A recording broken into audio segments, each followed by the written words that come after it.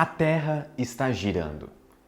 Eu sei que isso parece meio óbvio, mas a princípio nós nem sentimos essa rotação. A cada 24 horas nós completamos uma volta completa.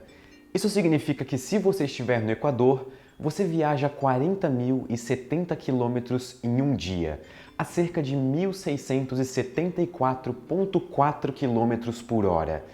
Mesmo se você ficar parado em casa, contemplando memes no Facebook e no Twitter. Então por que nós não sentimos esse movimento? É porque todos nós estamos nos movendo junto com a Terra. Eu, você, os oceanos e até as pessoas que visualizam as suas mensagens e não respondem. Essa velocidade de rotação é mais ou menos constante, o que significa que não existe aceleração resultante nesse movimento. E você não consegue perceber movimento sem aceleração. Isso pode parecer meio abstrato, eu sei, mas é por esse motivo que você consegue ir no banheiro em um avião viajando a 800 km por hora, o que é metade da velocidade de rotação da Terra no Equador, sem errar o alvo. Ou pelo menos, não deveria errar. O bacana da ciência é que ela permite que a gente faça previsões.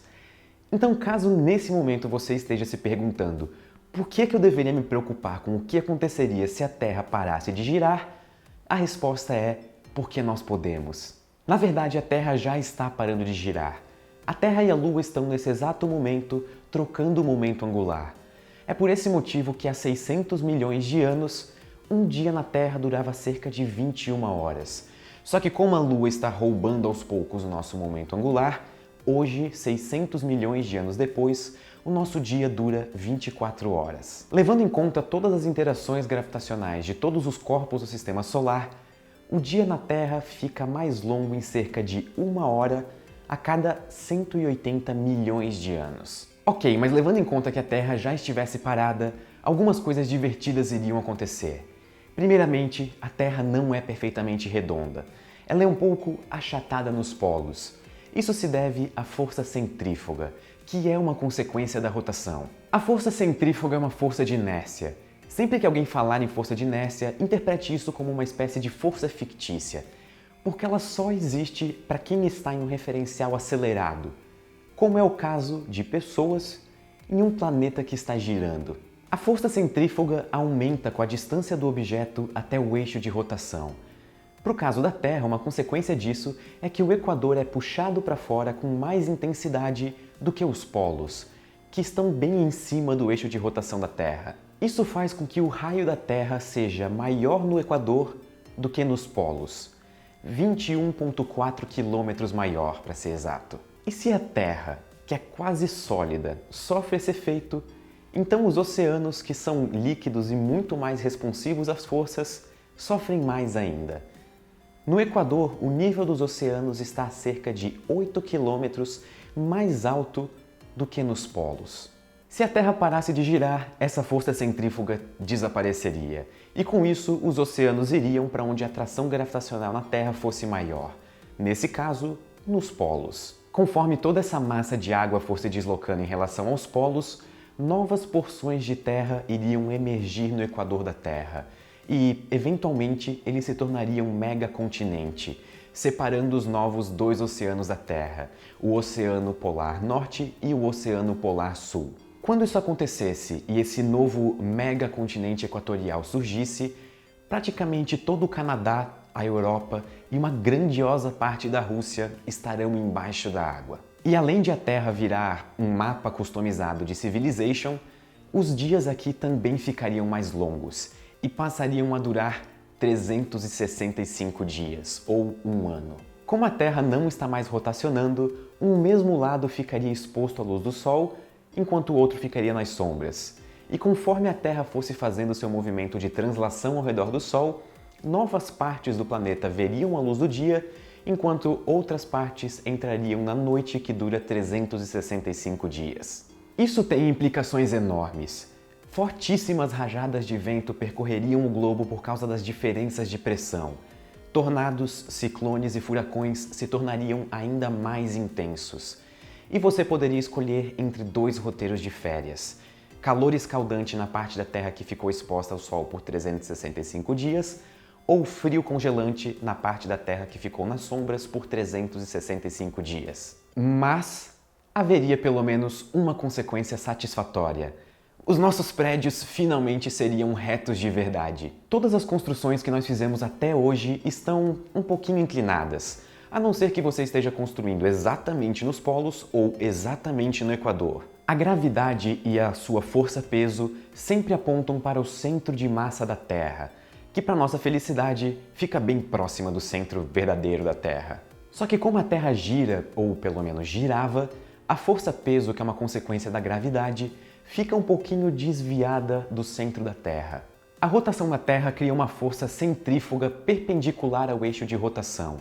No Equador, essa força centrífuga e a força-peso estarão na mesma direção, mas com sentidos opostos. Dependendo da sua latitude, a força-peso e a força centrífuga estarão em direções diferentes. E isso faz com que a gravidade percebida ou a gravidade efetiva esteja em uma direção diferente da direção real da gravidade.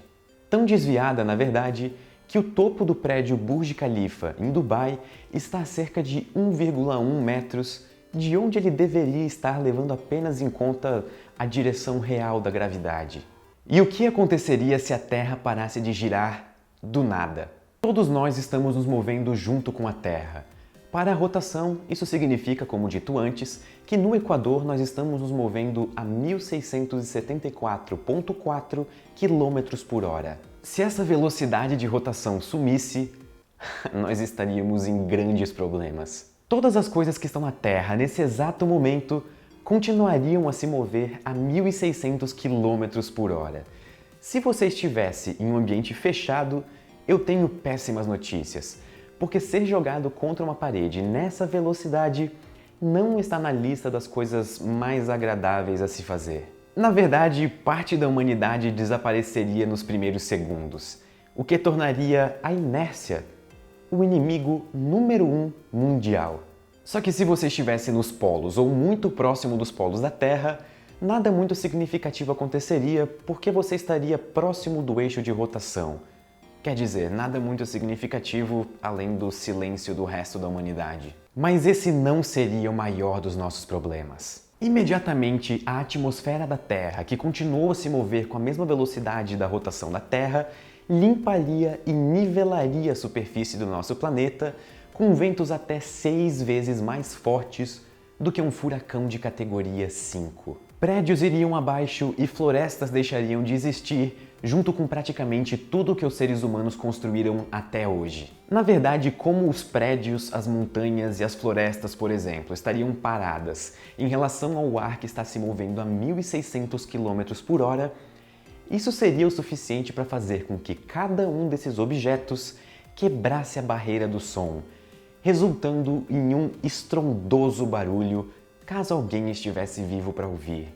Mas esse não seria o maior dos nossos problemas. Se a Terra parasse de girar, por ela não ser um corpo rígido, isso significa que várias mudanças fundamentais aconteceriam na crosta e nos níveis inferiores da Terra. Assim como placas tectônicas colidem e se separam, gerando terremotos e derramamentos de magma, por causa da súbita mudança na velocidade de rotação da Terra, a crosta terrestre se contrairia, esticaria, e isso geraria uma nova fase de fissuras, os maiores terremotos já vistos e uma nova fase de grandiosos derramamentos de magma. Mas esse não seria o maior dos... Ok, Pedro, a gente já entendeu. Assim que a Terra parasse de girar, os oceanos também continuariam a se mover com a mesma velocidade no sentido de rotação da Terra.